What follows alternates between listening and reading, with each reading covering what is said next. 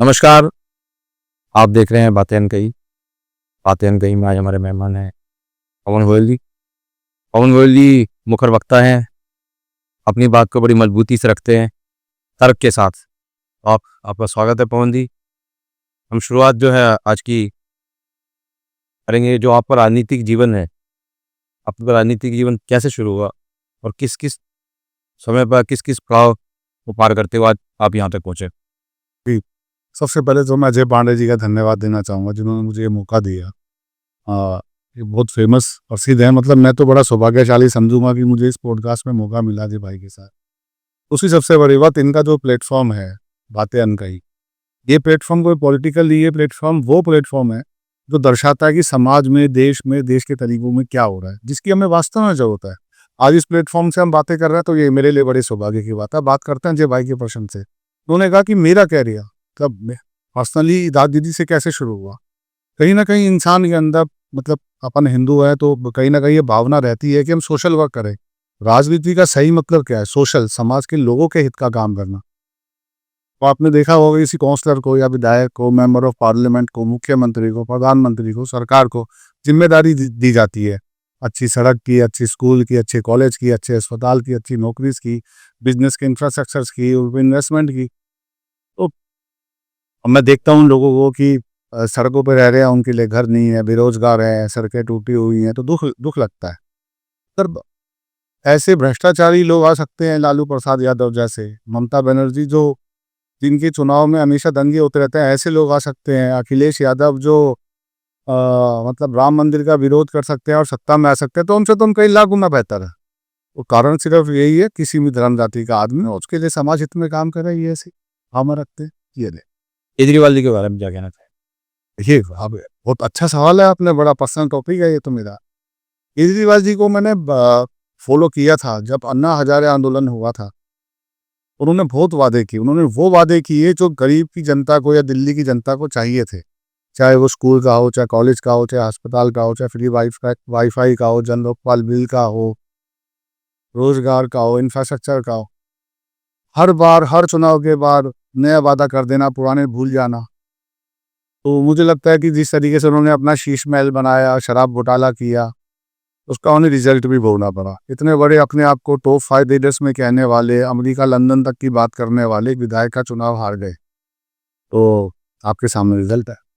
नहीं, जैसे भारतीय जनता पार्टी ने आरोप लगाया कि उन्होंने शीश महल बनाया। अब तो भारतीय जनता पार्टी की सरकार है, तो शीश महल को दिखा तो नहीं देती है टीवी पे। एक कैमरामैन को सबको बुलाया चैनल को और दिखाया कि शीश महल बना था कि नहीं बना था। बिल्कुल, बड़ा अच्छा सवाल है। देखिए, आपके सवाल में ही उत्तर है। आपने कहा कि भारतीय जनता पार्टी को शीश महल को दिखाया, अब तो भारतीय जनता पार्टी की सरकार है।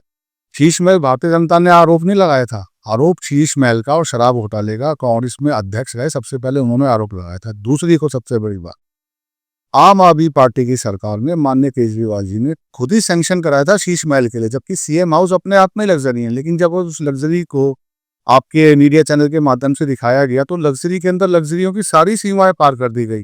कई कई लाख रुपए के पर्दे, कई कई लाख रुपए के सोफे, कई कई करोड़ रुपए की किचन, और उसके बाद स्विमिंग पूल। एक आम आदमी, यही वैगनआर वाला आदमी जो खुद जनता से कमिटमेंट करता है कि जहाँ झुकी वही मकान, झुग्गी के बदले में मकान तो मिला नहीं। हाँ, मुख्यमंत्री ने सीएम हाउस की जगह शीश महल बना दिया। तो मेरा मानना है कि हाँ, भाजपा सरकार ने ये बात कही थी कि शीश महल जनता के लिए खोला जाएगा। इस पे कार्रवाई, इस पे ऊपर वर्क इन प्रोग्रेस फाइल बिल्कुल है, और 100% जनता को दिखाएंगे। जिसका कारण भी जनता को पता चलना चाहिए कि भारतीय जनता पार्टी या विपक्ष में कांग्रेस रही उस टाइम में, उन्होंने जो आरोप लगाए वो सही थे। जी, 15 साल शीला जी रही देखिए मुख्यमंत्री, तो विकास नहीं किया वहाँ।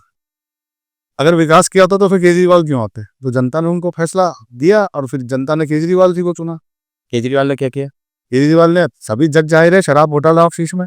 और अभी वर्तमान में जो हमारी माननीय मुख्यमंत्री हैं, हाँ, बड़ा अच्छा सा, हाँ, उनका क्या लगता है कि किस तरह से उनकी। अरे, भाजपा के अंदर रेखा सरकार है। रेखा गुप्ता सरकार ने 150 दिन के अंदर कई बड़े फैसले लिए। अभी 17 सितंबर से लेकर 2 अक्टूबर तक दिल्ली के अंदर 75 ऐसी पॉलिसीज लाई जा रही हैं तो दिल्ली की जनता के लिए बड़ा सुख का काम करेंगी। 150 आरोग्य मंदिर में छोटे छोटे अस्पताल, उनको बनाया जाएगा। और जो आम आदमी पार्टी ने मोहल्ला क्लिनिक के नाम पे घोटाला किया था, उन सारे मोहल्ला क्लिनिक को रेनोवेट करके उनके अंदर सारी सुविधा देके डॉक्टर मेडिसिन को बहुत अच्छे से सुचारू कर दिए। और रेखा गुप्ता सरकार ने कई 400 इलेक्ट्रिक बसें आ चुकी हैं, जिसकी वजह से नॉन पॉलिटिक बना रहे हैं। और रेखा गुप्ता सरकार ने यूएटू और सेंट्रल गवर्नमेंट ने मिलकर कई पॉलिसी को लागू किया। एक और सबसे महत्वपूर्ण बात, 1 लाख करोड़ रुपए का दिल्ली का बजट हो चुका है डबल इंजन की सरकार की वजह से। आप आने वाले समय में आपने देखा होगा, सरकार आई, सरकार ने आते ही गड्ढों पे सबसे पहले काम बनेगा। दिल्ली को गड्ढों के अंदर लाद दिया गया था केजरीवाल जी ने। कूड़े के पहाड़ में जैसे 7 मीट्रिक टन रोज कूड़ा आता है, उससे भी हम 4 मीट्रिक टन निकाल भी नहीं पा रहे थे, लेकिन इस मौजूदा सरकार ने कूड़े के पहाड़ को भी कम कर दिया और उस कूड़े के पहाड़ को सड़क बनाने के अंदर लगाया जा रहा है। ये रेखा गुप्ता सरकार की उपलब्धि। और जो पानी का भराव हुआ, अभी पानी का भराव टीवी चैनल में भी दिखाया। बिल्कुल ठीक कहा। अभी आपका सवाल है कि पानी का भराव हुआ, इसी सवाल के अंदर आपने उत्तर नहीं दिया। लेकिन मैं दूंगा, मेरी ड्यूटी है, मेरी जिम्मेदारी है। आप देखिए, मुख्य प्रवक्ता है तो बात तो ऐसी करेंगे ही। मजा आ रहा है आपके साथ। आपने मिंटो ब्रिज देखा होगा। मिंटो ब्रिज सबने देखा दिल्ली में। 2013 से लेकर 2025 फरवरी तक अरविंद केजरीवाल आम आदमी पार्टी की सरकार आई और हर बार मिंटो ब्रिज डूबा ही रहता था। इस बार सोशल मीडिया ने मिंटो ब्रिज को बड़े अच्छे तरीके से दिखाए। इतनी बड़ी बारिश में, इतनी बार में, पहली बारिश में दिल्ली डूब जाती थी, उसके अंदर मिंटो ब्रिज तो सबसे पहले डूबता था। लेकिन मिंटो ब्रिज पर सरकार सरकार पलटी है, काम करने वाले कर्मचारी वही है, टीम वही है, सारी चीजें वही है। दिल्ली के अंदर पहली बारिश के अंदर दिल्ली डूब जाती थी, लेकिन अब जो मौजूदा जल मंत्री रहे हैं, उन्हें जाके सड़कों का जायजा लेती हैं और टीम को मैनेजमेंट 24 घंटे, रात के अंदर भी आपने क्लिप देखी होंगी। देखा गुप्ता खुद मुख्यमंत्री और उनके मंत्री रात में भी काम कर रहे हैं। ये लगे हुए हैं विदेशों के अंदर जाके अपनी फंडिंग कराने के अंदर। इनके खुद के विधायक इन पे आरोप लगा रहे थे। सरकार बदली है, दिल्ली भी बदलेगी। तो अब तक की भारतीय जनता पार्टी की सरकार रही रेखा गुप्ता की, तो वो एक ही उपलब्धि है कि जो मिंटो ब्रिज का पानी नहीं भरा, यही उपलब्धि के नाम पर भारतीय जनता पार्टी कह रही है। इसके अलावा ये तो उपलब्धि है आपने शायद मेरी बात को सुना नहीं। आपने सवाल ही यही किया था बारिश का। नहीं, इस तरह से बार बार ये दिखाया जा रहा है कि वो पानी नहीं भरा इस बार। तो मुझे ऐसा लगता है, जो जिस तरह से टीवी चैनल या सोशल मीडिया पे चल रहा है कि पानी नहीं भरा, तो ये बहुत बड़ी उपलब्धि है। इसके अलावा क्या उपलब्धि ऐसी आपको लगती है कि जिससे जनता को फायदा हुआ हो? यहाँ आज जनता पीछे आरोप लगाया कि जिनके मकान थे, मकान तोड़वा दिए गए। हालांकि वो टेक्निकल तो चीज़ें वो कोर्ट से रिलेटेड थी, लेकिन चूंकि मुख्यमंत्री ये थी तो बात तो इनके ऊपर आई। तो आपको और क्या लगता है, और इसके अलावा क्या ऐसी उपलब्धि है जो केजरीवाल जी ने नहीं की और वो ये कर रही रेखा जी, ऐसी क्या शुरुआत उन्होंने की है? वो थोड़ा उसके ऊपर चर्चा करेंगे आपसे। मैं आपका सवाल शॉर्ट में समझ गया अजय जी। आप ये कहना चाह रहे हैं रेखा गुप्ता के लिए मिंटो ब्रिज के अलावा ये बताओ पब्लिक हित में क्या काम। यस, आपका सवाल ये है। बिल्कुल ठीक है सवाल में तो कोई बुरा नहीं। 180 दिन के लिए जवाब मांग रहे, तो मेरी नैतिक जिम्मेदारी बनती है मैं 180 दिन के ऊपर बात करूँ। सबसे पहले हम स्कूलों की बात कर रहे हैं। एमसीडी के सभी स्कूलों के लिए रेखा गुप्ता सरकार ने फंड जारी किया, जिसके अंदर काम भी चालू हो गया, उनको डेवलप किया जा रहा है। क्योंकि मेयर भी हमारा, दिल्ली में सरकार भी हमारी है। उसके बाद आरोप नहीं लगा रहे, हम काम कर रहे हैं। उसके बाद बड़े स्कूलों की केंद्रीय विद्यालय की बात करते हैं। उन केंद्रीय विद्यालयों के लिए भी और उन दिल्ली के सरकारी स्कूलों के लिए फंड किया। हम सड़कों की बात करते हैं। रेखा गुप्ता की सरकार के आते ही, शपथ लेने से पहले ही उस पे काम शुरू हो गया था। जिस पर आंसर हो गया था, सड़कों के गड्ढे हो सके। सड़कों के गड्ढे काफी हद तक कई किलोमीटर तक रेडिएशन के अंदर भरे गए थे। तो वो सरकार कर रही थी या मिशनरी कर रही थी जो गवर्नमेंट डिपार्टमेंट है? देखिए, नैतिक जिम्मेदारी सरकार की होती है। सरकार को अपने अधिकारियों को मैनेज करना होता है किस तरीके से। मैंने बताया ना, अधिकारी वही थे, टीम वही थी, लेकिन मिंटो ब्रिज डूबा हुआ था। और फिर मैं मिंटो ब्रिज की बात कर रहा था तो आपको मिंटो ब्रिज दिख रहा था। हर एक तरह की बात चर्चा हुई, क्योंकि बहुत सारा टीवी चैनल और सोशल मीडिया पे मिंटो ब्रिज चला रहा है, इस बार पानी नहीं भरा, वो बहुत बड़ी उपलब्धि, इसीलिए सवाल पूछा मैंने। मिंटो ब्रिज को हाईलाइट किस लिए किया गया था? वो कनॉट प्लेस के सेंटर में आता है, जहाँ से प्रधानमंत्री का, सरकार का, हाई कोर्ट का, सुप्रीम कोर्ट के सारे चैनल वहां से चलते हैं।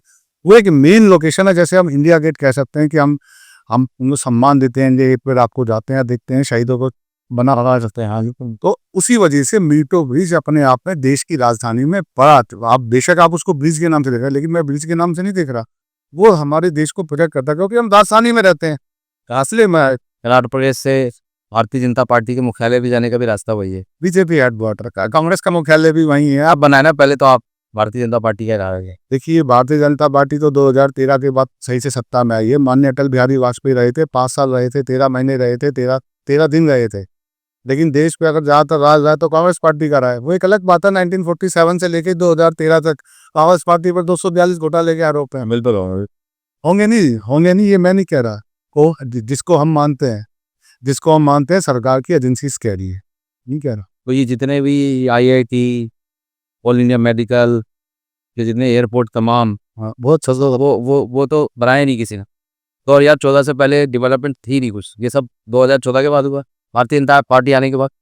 ऐसा ऐसा तो कोई ऑफिशियल बयान नहीं है कि भारतीय जनता पार्टी, हाँ लेकिन ऐसा ऑफिशियल बयान जरूर है कि कांग्रेस ने 1947 तक 2013 तक राज किया, लेकिन एम्स हॉस्पिटल आज पूरे देश में 23 हैं, लेकिन कांग्रेस ने कितने बनाए? सिर्फ एक।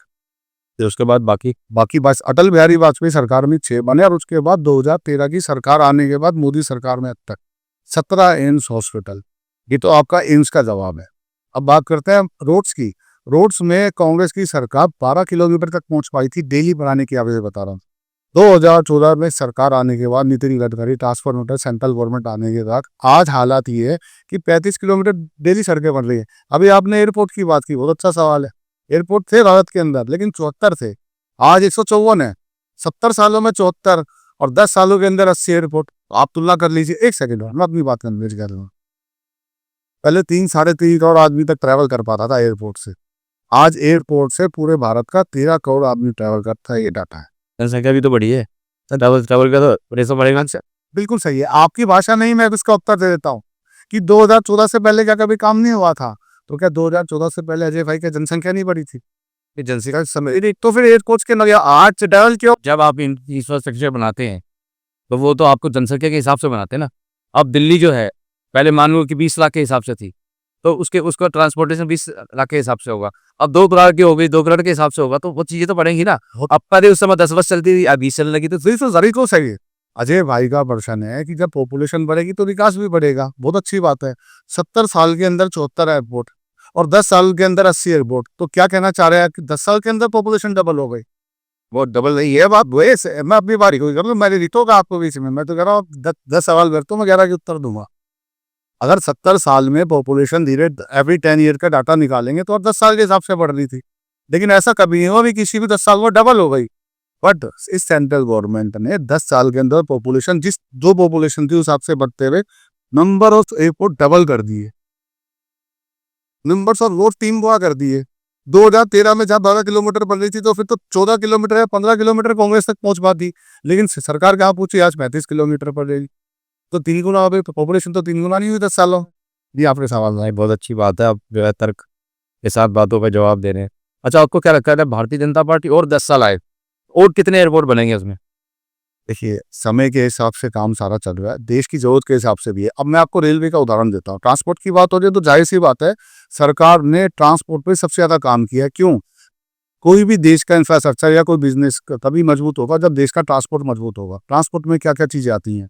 सड़क, highways, road, flyovers, metros, railway और एयरपोर्ट। ये 4 सेक्टर, सड़क, मेट्रो, रेल और एयरपोर्ट।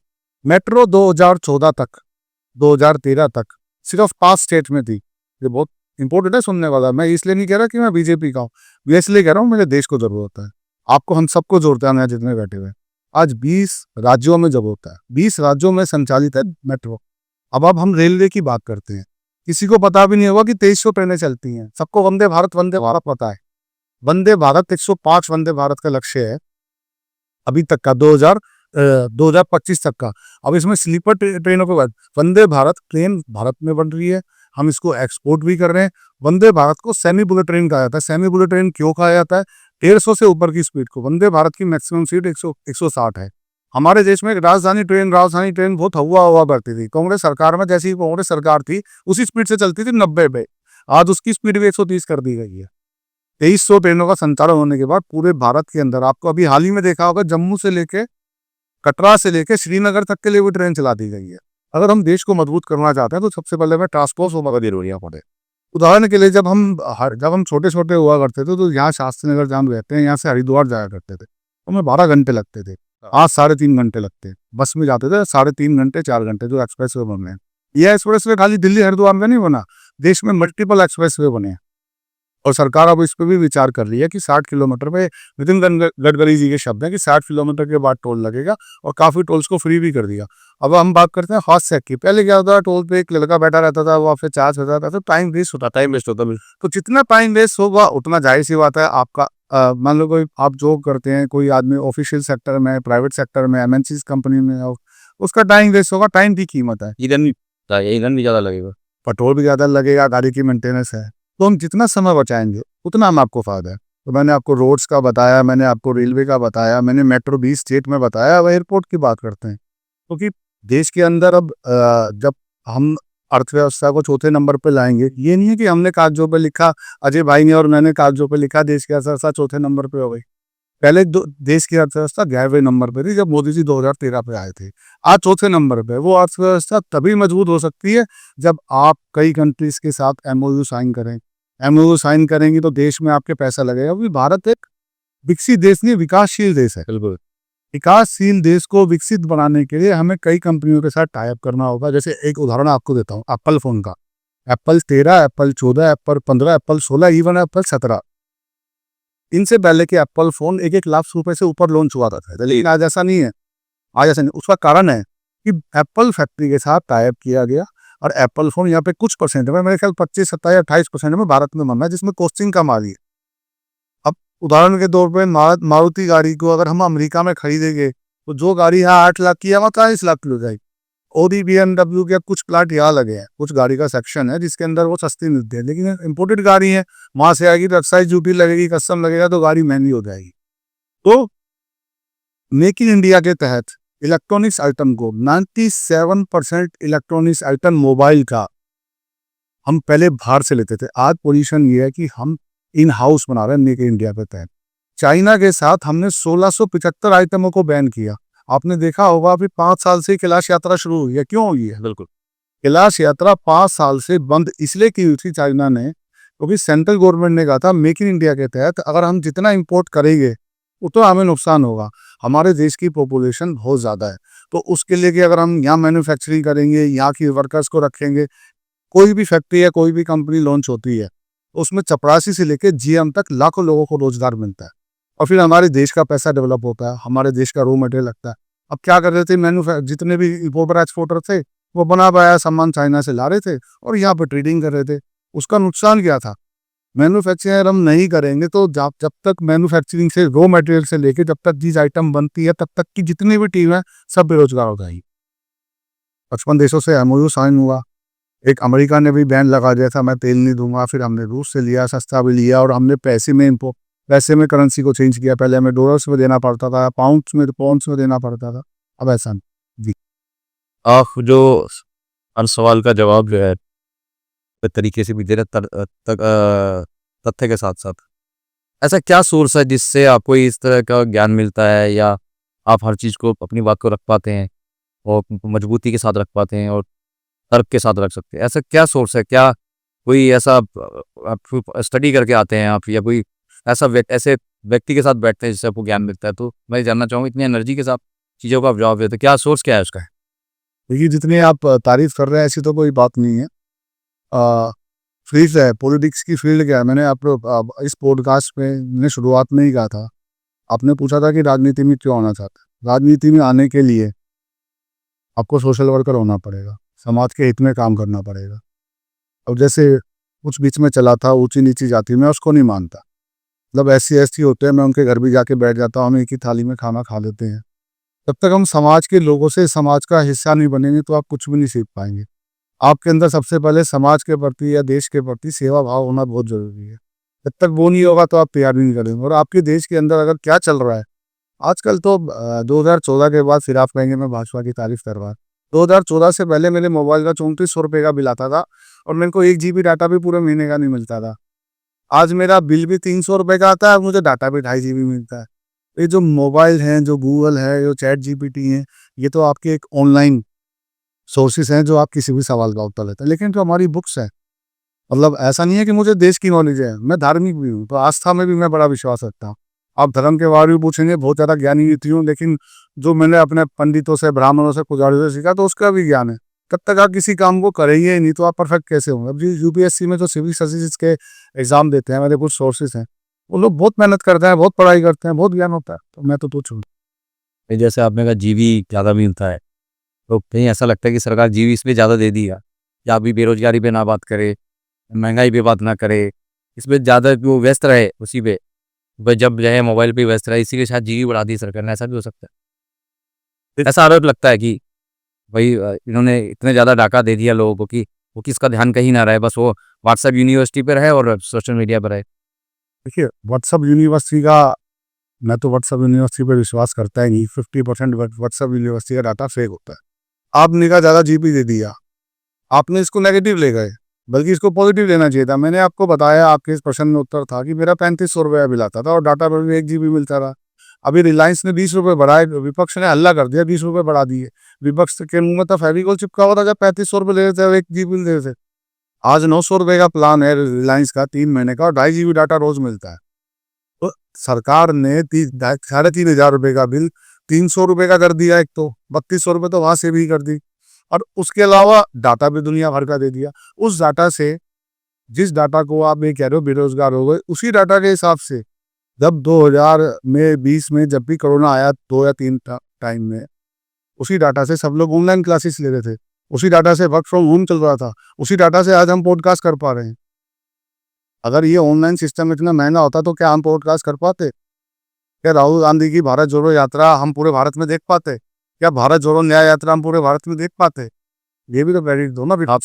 आपका जो है अपने आपके राष्ट्रीय अध्यक्ष से, प्रधानमंत्री से ज़्यादा फोकस आप लोगों का राहुल गांधी के ऊपर आता है।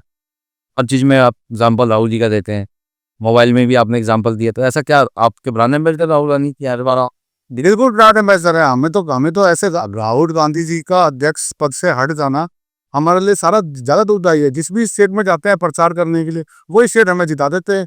अब दिल्ली में देखो, दिल्ली में आए पता हमें जिता गए, राजस्थान में गए, राजस्थान में हमें जिता गए। उनके हटने का तकलीफ है आपको?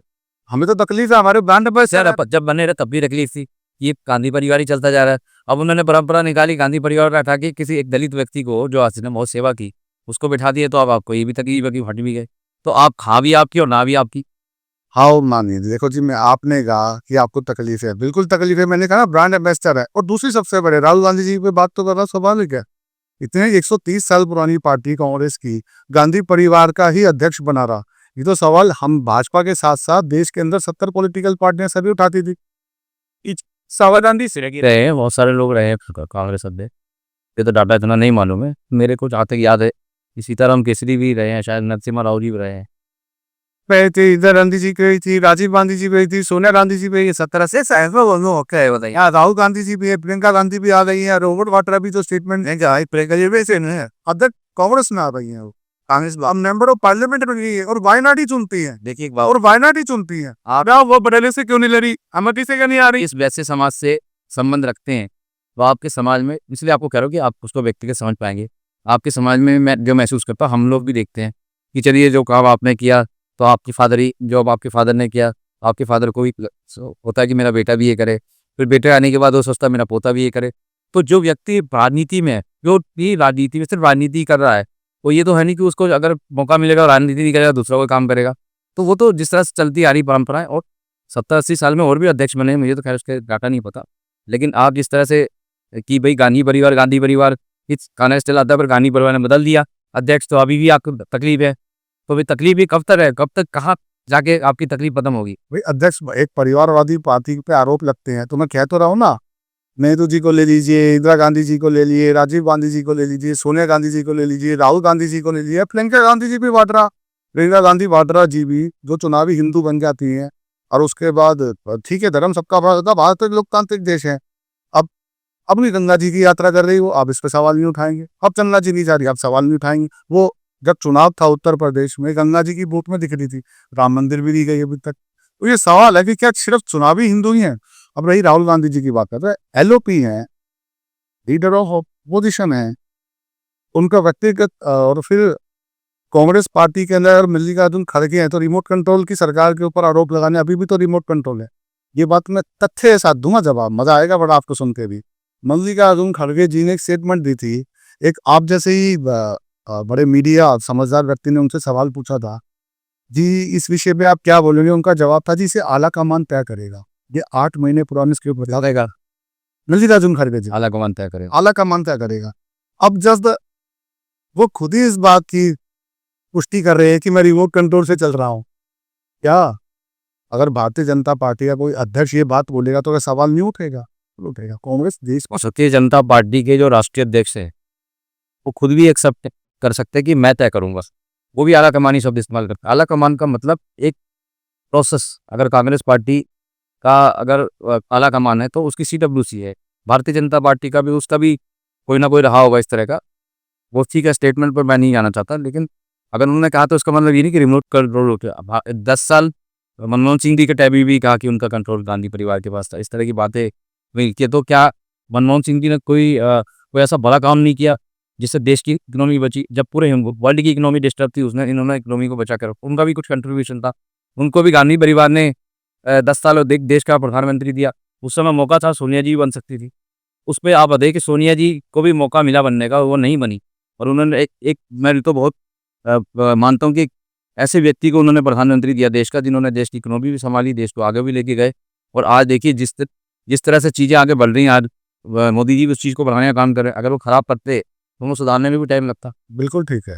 मैं अजय अजय भाई को ना मैंने रोका नहीं बिल्कुल भी। कांग्रेस का महामहिम कर रहे थे, उनका गुणगान कर रहे थे, बहुत अच्छी बात है, करना भी चाहिए। उत्तर तो मैं दूँ। नहीं, नहीं, मैंने गुणगान नहीं किया। मेरा सवाल है ना, मैंने तो नहीं कहा कि आप सवाल कोई पूछा। मैंने तो नहीं आपसे कहा। आपने मल्लिकार्जुन खड़गे जी को फटाफट काउंटर कर दिया। उनको डिफेंड करने के बाद फिर आप कांग्रेस की महामहिम मनमोहन सिंह की, आपको ये बिल्कुल भी नहीं पता। बिल्कुल है, क्यों ना। मैं तो जी प्रवक्ताओं को मतलब जितने भी एंकर्स होते हैं, मैं तो जैसे मुझे लगता है कि वो 22 हैं, चाहे वो कोई भी हो, चाहे वो ये लोग आरोप भी लगा, जी न्यूज के भी एंकर को मैंने बोल दिया था कि आप 22 हो।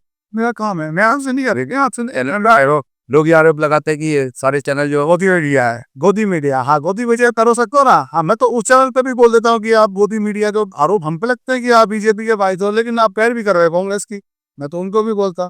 तो अगर आप मेरे को बिठाया, अभी आपने आपने प्रोग्राम का नाम क्या था जैसी? बातें अलग।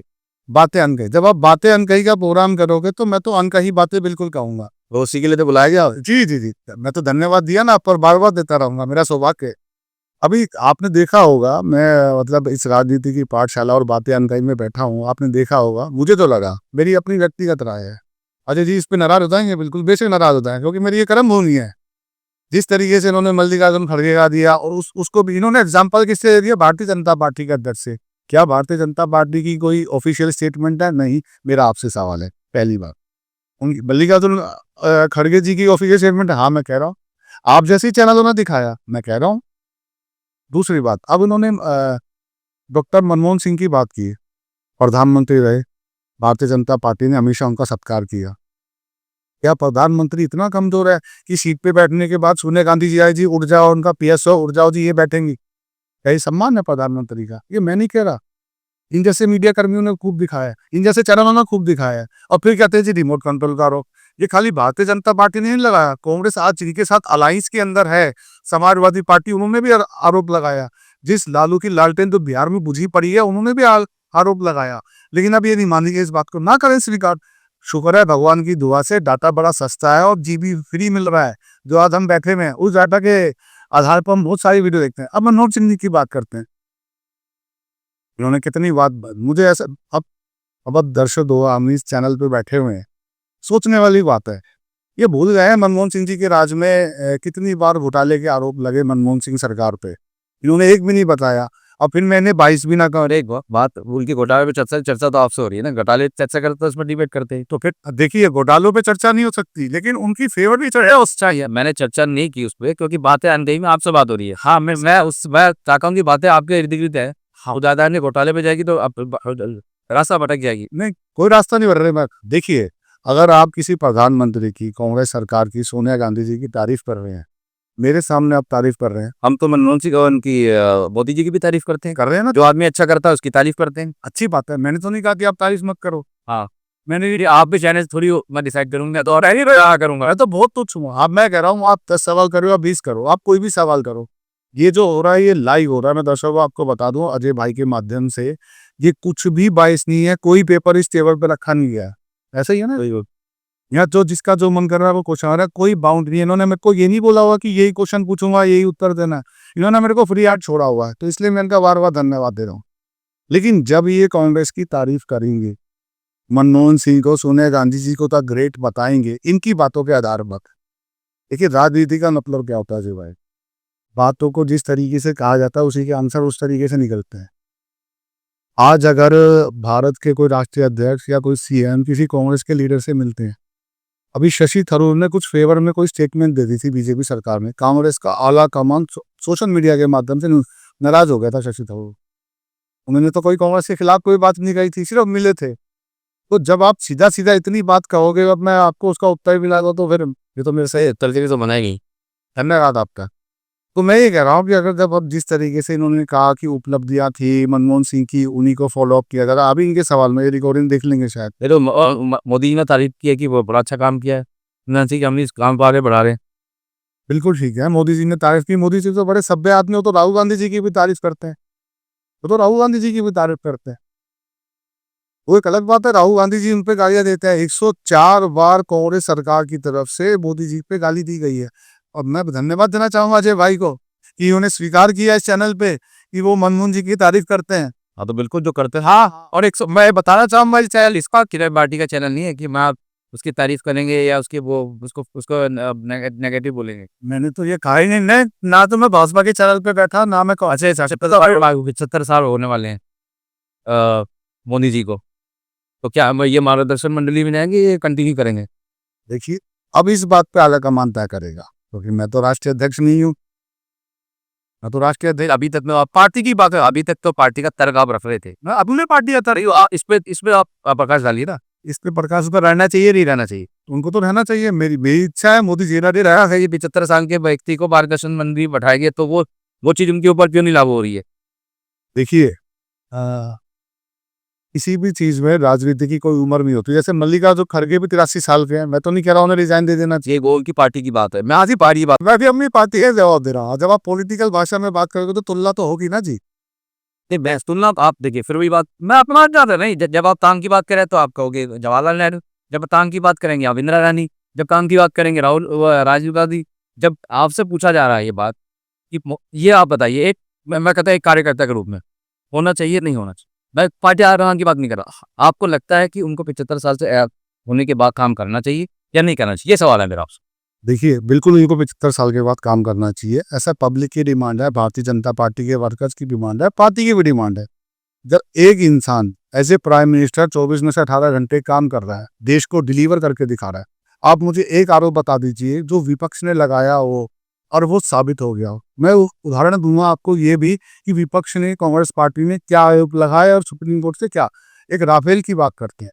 राफेल में कांग्रेस की तरफ से, उनके सहयोगी दलों की तरफ से एक याचिका सुप्रीम कोर्ट में दायर की गई कि राफेल का लेन देन कितने में हुआ है और इसके अंदर घोटाला हुआ है। आपको जानकर खुशी होगी अजय भाई, उसके अंदर सुप्रीम कोर्ट से उनको फटकार खानी पड़ी और लिखित में राहुल गांधी जी ने उस पर क्षमा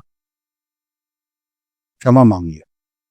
दूसरा, एक और 370 और 35 से हटने के बाद देश की जनता खुश है, कश्मीर का आदमी खुश है, कश्मीर के अंदर पत्थरबाजी कम है। लेकिन जब अभी चुनाव हुए थे तो उसके अंदर कांग्रेस के मैनिफेस्टो में था कि हम धारा 370 जो हटी है वापस उसको बहाल करेंगे, 35 को बहाल करेंगे। उस पर सुप्रीम कोर्ट के खिलाफ। तो सरकार क्या होती है? सरकार संविधान के अंदर इंप्लीमेंट कर सकती है। देश संविधान के हिसाब से चल रहा है। सरकार के साथ साथ नीति और नियति को भी चलना चाहिए। कश्मीर मुद्दे पे सरकार के साथ होना चाहिए, खिलाफ है। राफेल मुद्दे के पर सरकार के साथ होना चाहिए, खिलाफ है। राम मंदिर के ऊपर भी अब कांग्रेस की सरकार। और हाँ, एक बड़ा अच्छा सवाल भी बातों बातों में, पहलगांव क्यों हुआ? जी? पहलगांव क्यों हुआ? देखिए, पहले ना 370 अड्डी ये पहलगांव क्यों हुआ? बहुत अच्छी बात है। पहलगांव एक आतंकवादी घटना है। आतंकवादी घटना सरकार आने के बाद सरकार की नैतिक जिम्मेदारी होती है कि उस पर रोकथाम, उसके ऊपर कम है केंद्रीय सरकार की या राज्य सरकार की? दोनों सरकारों की जिम्मेदारी। केंद्र सरकार की, मैं केंद्र सरकार की जिम्मेदारी से भाग नहीं रहा हूँ। मैं ये नहीं कह रहा हूँ कि सारी जिम्मेदारी राज्य सरकार की है, बिल्कुल केंद्र सरकार की है। अब इसी के अंदर मैं आंकड़ा, जो आपने कहा तथ्य के साथ बात करते हैं, इसी के अंदर मैं एक आंकड़ा दूंगा, रजिस्टर्ड आंकड़ा दूंगा जम्मू कश्मीर का। 1992 से लेके 2002 तक 72,000 आतंकवादी घटनाएं रजिस्टर्ड हुई जम्मू कश्मीर के अंदर। वही आंकड़ा 2002 से 2012 तक, वही आंकड़ा 44,000 तक हो गया। 2012 से लेके 2022 तक वही आंकड़ा 12,000 के भीतर रह गया। सरकार ने, आर्मी, मिलिट्री, नेवी ने पहली बार ये पाया, उनके रक्षा हमारे आर्मी के चीफ की, हमारे मिलिट्री के चीफ की, हमारे नेवी के चीफ की, तीनों की साझा एक स्टेटमेंट थी। पुलवामा अटैक के ऊपर के बाद सरकार ने जिस तरीके से एज टाइप पे बदला लिया, विपक्ष ने उस पर भी सवाल उठाया। जो हमारे पॉडकास्ट में केजरीवाल जी का नाम था, उनका भी सवाल था कि इतना किलो आर्डिक्स आया कहाँ से? इतना किलो, ये जो घटनाएं हुई, हमारे देश के जवान शहीद कैसे हुए? आर्मी, मिलिट्री और नेवी की इन तीनों चीफ ने मिलकर एक साझा बयान दिया था ये हमने सरकार ने बदला लिया, सरकार ने बदला लिया, हमने बदला लिया, सरकार ने हमें फ्री हैंड छोड़ा। पहली बार ऐसा हुआ कि एक साल कोई युद्ध तो हुए 1948 में, बहुत सारे लोगों को पता भी नहीं होगा 1948 में पाकिस्तान से युद्ध हुआ था 47 में आज़ाद होने के बाद। फिर 62 में युद्ध हुआ, फिर 65 में युद्ध हुआ, फिर 71 में युद्ध हुआ। तो मैं ये बोलना चाह रहा हूँ कि कांग्रेस के राजनाथ रावलपिंडी तक पहुंच गए थे। रावलपिंडी तक पहुंचने के बाद कांग्रेस की सरकार ने कहते नहीं नहीं जी वापस आ जाओ, हमारे इतने सारे सैनिकों को मरवा दिया गया था, अपने ऊपर कोई क्वेश्चन नहीं, इतने सारे युद्ध क्यों हुए। आज पोजीशन ये है सरकार की या नैतिक सेंट्रल गवर्नमेंट की क्या जिम्मेदारी बनती है, जो कंट्री हमें पाकिस्तान हमें बार बार तंग कर रहा है उसको दो तरीके से मारा जाना चाहिए। एक तो by military by road attack करके, दूसरा इकोनॉमिकल वार। आज की डेट में किसी भी कंट्री को डंप करना हो, किसी भी कंट्री को बिठा देना हो, उसके मतलब जीरो कर देना हो, तो उसको इकोनॉमिकल वार करनी चाहिए। भारत की सरकार ने 2014 से लेकर अब तक बार बार ये प्रयास किया है WHO की वर्ल्ड मीटिंग ऑर्गेनाइजेशन में कि ये एक आतंकवादी कंट्री है, उसका फायदा भी हमें मिला। बाहर से उनकी फंडिंग बंद हो गई, पाकिस्तान को कटोरा लेना पड़ा, भीख मांगना पड़ा, इकोनॉमिकल हमने वार की, जिससे कि हमने कई सारे मुद्दों पर हमारा जो व्यापार था वो हमने खत्म कर दिया। और अब बात करते हैं पहलगाम अटैक क्यों हुआ। पहलगाम अटैक हुआ उसी वजह से हमने पाकिस्तान से सब, उसके बाद फिर अटैक हमने किया, हमने अंदर तक पाकिस्तान की घुसकर अंदर तक वार किया पीओके के साथ। पहली बार ऐसा हुआ है कि हमने पाकिस्तान से लड़ाई करी है। इससे पहले जो पुलवामा अटैक था पीओके, पाकिस्तान ऑक्युपाइड कश्मीर के अंदर जितने भी टेररिस्ट कैंप थे हमने उस पर अटैक किया था। और अब भी संसद के अंदर पाकिस्तान ने अपनी संसद में कहा कि हमने पुलवामा अटैक नहीं कराया, बट हमने पाकिस्तान को दोषी मारा। इस बार हमने पाकिस्तान से जुड़ लिया था और पाकिस्तान के अंदर तक जाके हमने उसका बदला लिया था। अब रही बात क्यों होनी थी, आतंकवादी घटना के अंदर तो अमेरिका भी त्रस्त है। इसलिए भारत की सरकार ने, माननीय प्रधानमंत्री मोदी ने, जो G27 होते हैं, G7 होते हैं, वर्ल्ड ऑर्गेनाइजेशन होती है, उन कंट्रीज के अंदर एक साझा प्रेस के अंदर ये बात कही थी कि हमारा देश आतंकवाद के साथ आपके साथ कंधे से कंधा मिला के खड़ा। तो टेररिस्ट से तो पूरी कंट्री, आतंकवाद को धर्म नहीं होता, मैंने सुना है ये बात। टेररिस्ट से तो सभी परेशान हैं, लेकिन कसाब का नाम क्या है ये सब जानते हैं। अफजलपुर पर भारत तेरे टुकड़े होंगे इंशाअल्लाह हैं, सब जानते हैं। कन्हैया लाल की गर्दन कट जाती है, सब जानते हैं। कर्नाटक भी कांग्रेस की सरकार में हनुमान चालीसा पढ़ रहा था, 5 मुस्लिम आते हैं, सब जानते हैं। कश्मीर के अंदर इतने रंग लगाते हैं, सब जानते हैं, लेकिन आतंकवाद का धर्म नहीं है। आपके राष्ट्रीय अध्यक्ष ने कहा कि हमें आरएसएस की जरूरत हुई, जी सुना आपने? जी मैंने ऐसा क्यों कहा? जी, उन्होंने इस तरीके से बयान नहीं दिया था भी हमें RSS की जरूरत नहीं है। नहीं, पब्लिकली बोला ना, तो कोई मुर्मुराव तो स्टेज पे बोला। नहीं, ऐसा बिल्कुल नहीं है, उनकी व्यक्तिगत राय थी वो। लेकिन ऐसा बीजेपी की तरफ से कोई, बीजेपी के स्पोक्स पर्सन ने या भारतीय जनता पार्टी ने कोई ऑफिशियल बयान नहीं दिया। RSS और भारतीय जनता पार्टी का तालमेल बहुत अच्छा है और मैं आपको निमंत्रण देता हूँ 2 अक्टूबर को RSS और भाजपा मिलकर अपना ज्वाइंट प्रोग्राम कर रही है। ये उसका उत्तर। और ऑल इंडिया में, ऑल ओवर इंडिया में, राइट। अभी एक बार बयान जो है माननीय मोहन भागवत जी ने दिया कि 10 साल के बाद गोरों को भी मौका देना चाहिए। थोड़े दिन के बाद कहा कि मैंने किसी और संदर्भ में कहा, आपको याद है? आपने प्रश्न का उत्तर खुद ही दे दिया, या आप बता दीजिए इसमें प्रश्न। ऐसा क्यों? उस समय नहीं कहा उन्होंने बाद में स्टेटमेंट पर थी। पहले इन्होंने कहा कि और लोगों को मौका देना चाहिए, और लोगों की हैं। उसके बाद उन्होंने कुछ दिन बाद यूटर्न मार लिया। तो मोहन भागवत जी का उत्तर मैं कैसे, अजय भाई आप मेरी बात का उत्तर आप कैसे दे सकते? भाई आपने लेकर उनकी बात करी खड़गे जी की कि उन्होंने कहा हालत आला भवन बताएगा, तो उसका जवाब तो आपने मुझसे पूछ लिया। मैंने भी ध्यान सा हालत जब बात हुई बलिका, उसमें तो आपने कहा कि वो जवाब देंगे, और इस बात में आप पीछे मुड़ जा रहे हैं कि वो उनका वो भाई पार्टी का जो बयान दो उनका व्यक्तिगत। मैंने विराट को बात की है, उस वो जो बयान दिया उस बयान में क्या अर्थ है मैं ये जानना चाहता हूँ। हाँ बिल्कुल सही। भाई एज ए आप प्रवक्ता और एज ए पार्टी जी के जो है रिप्रेजेंटेटिव के तौर पे तमाम चैनलों पे आते हैं, उससे मैंने आपसे पूछा। चलिए उस पर छोड़ते हैं। आप ये बताइए कि अगर दोबारा विनोदी जी को मौका मिलता है, दोबारा इसके बाद दोबारा जो भी इनका रहा था, तो आप उनसे क्या मुझे लगता है कि वो ऐसा देश के लिए क्या करेंगे जिससे लोग रोजगार भी ले, जिससे लोगों में अराजकता कम हो? जिस तरह से भी है कि वो सरकारी नौकरियां खत्म हो चुकी हैं, काम धंधे की, तो ऐसा क्या आप उम्मीद रखते हो कि ऐसा क्या करेंगे मोदी जी जिससे ये सब चीज़ें जो युवाओं के मन में आ रही कि मैं सरकारी नौकरी नहीं मिल रही, उससे वो सेटिस्फाई हों? देखिए देखिए, आपको मैंने टोका नहीं बीच में, मैं सारे ही तो कहा, मैं सवाल किया आपसे। मैं उसका उत्तर दे रहा हूँ। आपने अपनी बात बड़ी अच्छी कही। आपने, आपके हिसाब से रोजगार भी नहीं है, आपके हिसाब से महंगाई। नहीं, लोग कह रहे हैं, मैं आप नहीं कह रहा हूँ। देखिए, हम अगर मीडिया में बैठे हैं या आपसे सवाल पूछ रहे हैं, तो हम अब हमारा व्यक्तिगत नहीं है ये तमाम हमारे सराउंडिंग के लोग बातें करते हैं। अभी मैं मॉर्निंग वॉक पे परसों था, तो मॉर्निंग वॉक पे 2 लोग आपस में बातें करते, मैं उनकी बातें सुन रहा था। तो वो कह रहे थे हमारे पे जान जा रही है बिल्कुल।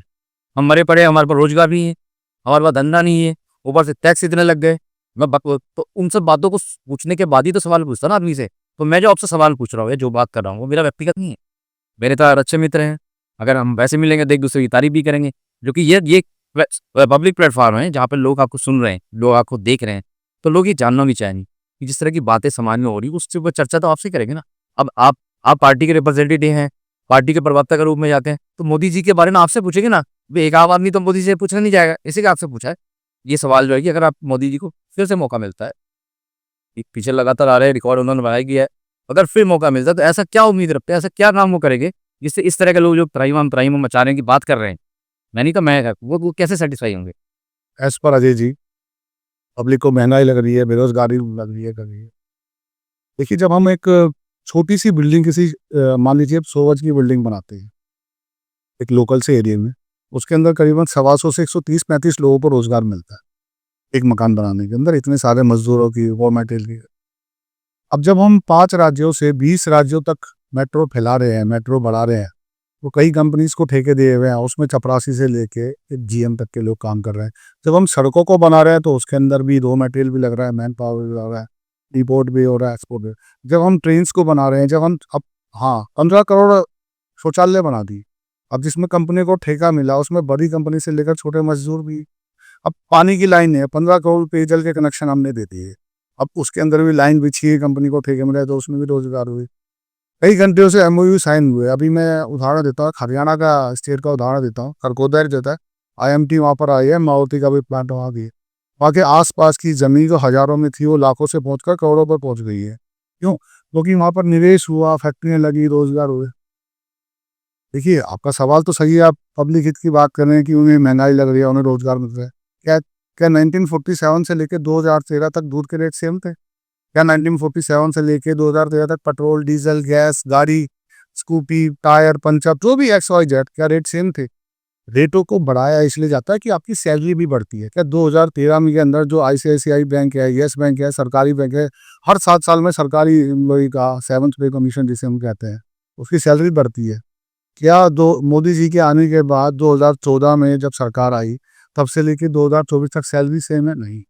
16 करोड़ लोग, एज पर आंकड़ा, ये भाजपा का आंकड़ा नहीं है, भाजपा का 16 करोड़ लोग भारत की गरीबी से बाहर आए हैं। और रही बात महंगाई की और बेरोजगारी की, जब सड़कें 4 गुना बन रही है, रेलवे का विस्तार हो रहा है, मेट्रो का हो रहा है, एयरपोर्ट्स का हो रहा है, मैन्युफैक्चरिंग कंपनी आ रही है, मल्टीनेशनल कंपनी यहाँ इन्वेस्ट कर रही है, मेक इन इंडिया कर रहे हैं। इलेक्ट्रॉनिक्स आइटम पर मैं एक बात बताना चाहूँगा। 32 इंची की एलसीडी जब भारत के अंदर लॉन्च हुई थी तो 32,000 रुपए की थी, आज 3200 में मिल जाती है। 3200 में मिल जाती है। क्यों? क्योंकि हमने इलेक्ट्रॉनिक्स में सबसे ज़्यादा काम किया। इलेक्ट्रॉनिक्स लोगों की सबसे ज़्यादा ज़रूरतें हैं। जितना भारत के अंदर हम मैन्युफैक्चरिंग करेंगे, हमारे देश के लोगों को रोजगार मिलेगा, प्लस हमें चीज़ें सस्ती मिलेंगी। तो ये कह देना, देखिए, मोदी जी से 70 पॉलिटिकल पार्टियों में से हमारा जो गठबंधन है 38 पार्टियों का, एनडीए जो अलायंस है, इंडिया अलायंस जो है 28 पार्टियों का है। 28 पार्टी तो स्वाभाविक सी बात है वो नाराज है। हर लोग तो, ये लोकतांत्रिक देश है, हर आदमी तो भाजपा को वोट देता नहीं है। बस जिस आदमी ने ये सवाल किया, देखो, जो काम ही नहीं करना चाहता वो तो बेरोजगार है, वो काम ही करना चाहेगा वो बेरोजगार। आज बहुत सारी कंपनियां खुल गई हैं जिसे हम प्लेसमेंट सेंटर कहते हैं। जी जी। उनका काम होता है जॉब उद्घाटन।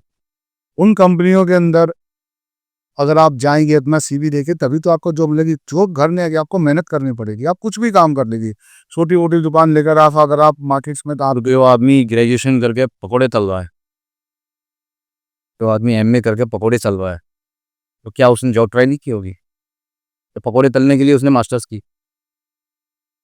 देखिए, ग्रेजुएशन करने के बाद और एमए करने के बाद अगर वो पकौड़े तल रहा है तो अपना कोचिंग इंस्टीट्यूट्स भी खोल सकता था, बच्चों को क्लास भी, ट्यूशन भी पढ़ा सकता था। हमारे देश के अंदर उनके भी एग्जाम्पल मैं देता हूँ जो 8वीं 9वीं क्लास में पढ़ रहे हैं और अपने छोटे छोटे भाई बहनों को पहली दूसरी को पढ़ा रहे हैं। मेरे साथ ऐसे भी बच्चे हैं जो 11th 12th के अंदर पढ़ते हैं और तीसरी चौथी क्लास को ट्यूशन देते हैं। ये उसके कैलिबर के ऊपर डिपेंड करता है कि वो ग्रेजुएशन और एमए करने के बाद पकौड़े ही तल रहा है। हालांकि वायरलोर में अगर पकौड़े तलने का काम करेगा तो उसमें ज़्यादा कमा लेगा। तो ये फर्क है ना। और पकौड़े तो धार पूरे हिंदुस्तान में बिकते हैं, भादुए के पकौड़े फेमस हैं। अच्छा वो भी एमए है। अब जैसे नहीं, बिना दुकान में कर रहे पकौड़े तल के व्यापार कर रहे हैं लाखों करोड़ों रुपए का, ये संपत्ति। मैं तो उसकी बात कर रहा हूँ एमए कर रहा है उसकी छोड़ी। मैं तो बता रहा हूँ कि एमए करने के बाद अगर वो पकौड़े तल रहा है तो उसको पकौड़े भी ढंग से तलने नहीं आ रहे, उसके बाद अपनी क्वालिफिकेशन पे विश्वास है। कब 11वीं क्लास का बच्चा ट्यूशन दे सकता है, ट्यूशन स्कूल के बच्चों को पढ़ा सकता है, तो वो ये सोच के रहता है कि मुझे सरकार को दोष देना है। क्या उसने ये बात तो तब करो ना आप अजय भाई, जब आप बी और एमए जो पकौड़े तलने वाले लोग हैं, कितनी कंपनी में उन्होंने सीवी दिए, कितनी कंपनियों में उन्होंने ट्राई किया। खाली एक विपक्ष की पार्टी का जुमला जो कहती है कि बी एम ए करने वाला पकौड़े तल रहा, उनकी बात को या अगर आप कह दोगे कि हाँ भाई ये तो रजिस्टर्ड है, तो मैं तो उसे स्वीकार नहीं करूंगा। आपने कितने बताए एग्जाम्पल देखिए, कितने टॉयलेट बनाए? 15 करोड़ शौचालय। शौचालय कितने गड्ढे चलते हैं वो शौचालय? अरे भाई देखिए, शौचालय बन गया, नहीं, कितने घंटे चलते हो? बता रहा हूँ ना, उसी का जवाब दे रहा। जिसके यहाँ भी, जिस सड़क में भी, जिस गली में भी, जिस गाँव में भी, हमारी नैतिक जिम्मेदारी होती है मेंटेन करनी। ये हमारी भी रिस्पॉन्सिबिलिटी है कि हम उसे मेंटेन करें। तो आप ये कह देते हो कि वो ही कहा मैंने, मेरा सवाल ये है, जो नई दिल्ली वाला एरिया है डीएमसी का, उस एरिया में भी आपने शौचालय बनाए? बनाए ना शौचालय? उसमें समय तय है कि आप वो शौचालय इतने बजे से इतने बजे तक खुलेगा। आपने ये तय कर लिया कि आदमी आपको शौच बाहर नहीं करना है, बाहर गंदगी नहीं फैलानी है, तो वो टाइम फ्रेम के लिए इतने बजे से इतने बजे तक तो वो उसमें रहेगा, गरिमा में रहेगा। और जब शाम को आप लॉक बंद कर दोगे तो फिर वो दीवार डल देगा। तो मेरा ये सवाल है कि फिर अगर खुले तो 24 घंटे क्यों नहीं खोले? देखिए, किसी भी चीज के अंदर विपक्ष की तरह उँगली उठाना बहुत बहुत आसान है। नहीं, मैं लेमैन की बात कर रहा हूँ। देखिए, मैंने तो नहीं पूछा ना आपने पसंद, जब आपने सर आप टॉयलेट बनाए तो मैंने इस पे कहा कि टॉयलेट बनाने का मतलब ये है, छोटा एग्जांपल ये है कि मैं उसका दूसरे तरह से एग्जांपल देता हूँ। एक ट्रैफिक का नियम है कि आपको हेलमेट पहनना है या बेल्ट लगानी है। तो शाम को आपको लगा कि शाम को सब ट्रैफिक वाले घर चले गए, तो क्या जरूरत है बेल्ट लगाने की, क्या जरूरत है हेलमेट लगाने की? तो यही बात है कि आपने तय कर लिया कि सवेरे 8 बजे से लेकर शाम को 8 बजे तक टॉयलेट खुलेगा, तो आप एकदम एक सभ्य नागरिक की तरह, एक रिस्पेक्टेबल आदमी की तरह आप शौचालय जाएंगे और वहां से शौच करके आएंगे। और आप उसके बाद जब वो नॉक हो जाएगा तो आप दीवार ढूंढेंगे। देखिए, जो अजय भाई बात कर रहे हैं ना, वो वर्किंग आवर्स की बात कर रहे हैं। वो एक ऑफिशियल एरिया है, वहाँ पे ज़्यादा लोग सर्विस के लिए आते हैं, तो इसलिए उसकी टाइम बाउंडेशन है। अब आप अब जैसे रोड किनारे बने हुए हैं, हाईवे किनारे बने हुए हैं गाँव, वो 24 घंटे खुले हुए हैं। अब या तो ये कहता है कि 15 के 15 लोगों की टाइम है, ऐसा नहीं है अजय। नहीं देखिए, फिर वही बात है ना, मतलब एक तरफ कायदा कानून दूसरा है, एक तरफ दूसरा है, जरूरत के हिसाब से नहीं, उसको जरूरत के साथ ये देखिए, चोरी तो चोरी है। चोरी नहीं इसी में मैं जापा कह रहा हूँ, कहते हैं कि चोरी तो चोरी है। तो अब आपके आधा 24 घंटे खुले, नहीं नहीं, हम आपकी बात सरकार तक पहुँचा देते हैं। नहीं ये बात नहीं है, बात जनता की है कि मैंने खुद अपनी आंखों से देखा कि जो हम तो मेल तो फिर भी कहीं ना कहीं कर लेते हैं। मैंने देखा बंद होने के बाद तो फीमेल साथ में होती है, उनको बड़ी तकलीफ होती है। आपने सोचा कि बाकी मैंने हाँ चलिए इस पर छोड़ते नहीं नहीं नहीं, मैं इस पे तो ग्रासा छोड़ा हक कर दिए। अजय भाई ने बहुत अच्छी बात की। देखो, अब इन्होंने खुद ही कहा कि या तो वो वहाँ करेगा या दीवार पे जाके करेगा। हाँ, मैं ये बात इसको कांग्रेस से जोड़ना चाहता हूँ।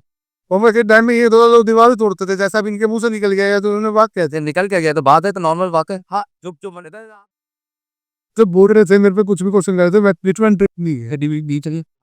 ये डिबेट का भी हिस्सा है, लेकिन डिबेट का भी एक नियम है। मैं तभी बोलूँ जब आपकी बात पूरी हो जाए, और मैं तभी बोल रहा हूँ जब आपकी बात पूरी हो रही है। मैंने जितनी जब से हम बैठे हैं यहाँ पर, बड़ा मजा आ रहा है। तो पहली बात तो मैं फिर बार बार बधाई दूंगा। जितनी बार भी हम चैनल पे बैठे हैं, उतनी बार एक बार भी मैंने ये क्वेश्चन में बीच में इंटरप्ट नहीं किया। मुझे हर बार अजय भाई ने इंटरप्ट किया। अभी इससे पहले भी है। अच्छी बात है, अच्छी बात है, लेकिन डिबेट की या कन्वर्सेशन की मर्यादा ये कहती है वन बाय। ये ऐसा मैं मानता हूँ, ये मेरी व्यक्तिगत राय है।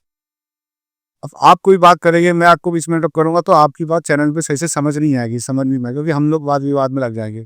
हमारा काम वाद विवाद का जो है, क्योंकि हमारे दोनों का काम ये है, क्योंकि हम सरकार से जुड़े हुए लोग हैं, तो हमारी जिम्मेदारी ज्यादा है। विपक्ष की वो जो सरकार में रहेगा उसकी नैतिक जिम्मेदारी है। और आप, क्योंकि देश का चौथा सबसे मजबूत स्तंभ वो मीडिया, इनका काम है दिखाना, है तो बात दिखाएंगे, तो कमी भी बताएंगे। मैं तो कह रहा हूँ सारी कमियां गिनवा। अब सवाल ये उठता है, मैं इनको फिर धन्यवाद इसलिए दे रहा हूँ कि इन्होंने ये तो मान लिया चैनल के माध्यम से, हाँ 15 करोड़ शौचालय बने हुए हैं, और उन्होंने ये भी मान लिया इनकी बात से, बने तो मायने कभी इसमें फिर आप इंटर विपक्ष नहीं हो, माना हम नहीं भाई। तो मैं क्रेडिट दे रहा हूँ ना आपको। आप खुद ही विपक्ष कह रहे हो, अभी आपको मैंने कहा ना। आपने कहा क्या आप उसमें भाई, आपने कहा मैं उसकी तरह सवाल पूछ रहा हूँ, तो विपक्ष तो हूँ नहीं मैं।